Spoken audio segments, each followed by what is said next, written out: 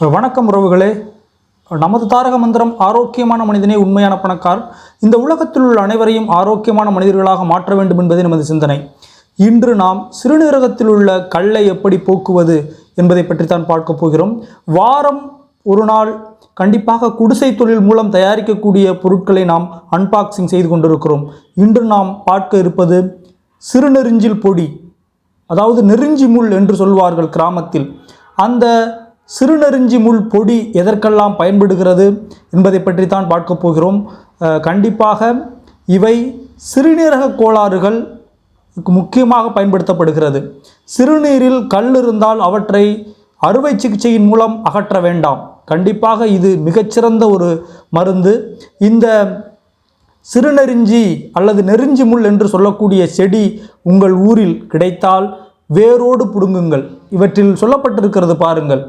சிறுநெருஞ்சி சமமூலத்தை தூய முறையில் சுத்தம் செய்து பாரம்பரியமிக்க சித்த மருத்துவர்களால் மிகச்சிறந்த முறையில் தயாரிக்கப்பட்டது என்று சொல்லப்பட்டிருக்கிறது. சமமூலம் என்றால் என்ன அப்படி என்றால், சமமூலம் என்றால் வேர், இலை, அந்த முள் அனைத்தும் சேர்ந்துதான் சமமூலம் என்று சொல்வார்கள். எனவே உங்கள் ஊரில் இந்த நெருஞ்சி முள் கிடைத்தால் வேரோடு பிடுங்கி அவற்றை சுத்தம் செய்து அரைத்து காலையில் வெறும் வயிற்றில் குடியுங்கள். ஒரு 7 நாள் குடித்து வந்தீர்கள் என்றால் எப்பேற்பட்ட சிறுநீர் கல்லடைப்பும் போய்விடும். அப்படி உங்களுக்கு கிடைக்கவில்லை, நீங்கள் நகரத்தில் தான் வாழ்ந்து கொண்டிருக்கிறீர்கள், நெருஞ்சி முள் கிடைக்கவில்லை என்றால் கண்டிப்பாக நீங்கள் இந்த பொடியை வாங்கி பயன்படுத்தலாம். இந்த பொடியை பாருங்கள், இந்த கலரில் தான் இருக்கும். இது கண்டிப்பாக வேர், இலை, இந்த நெருஞ்சி முள் இவற்றோடு காய வைத்து, வெயில் படாமல் காய வைத்து சித்த மருத்துவ முறையில் அரைக்கப்பட்டது. இவற்றை, இந்த பொடியை நீங்கள் வாங்கி பயன்படுத்தலாம். எவ்வாறு பயன்படுத்த வேண்டும் என்பதையும் போட்டிருக்கிறார்கள்.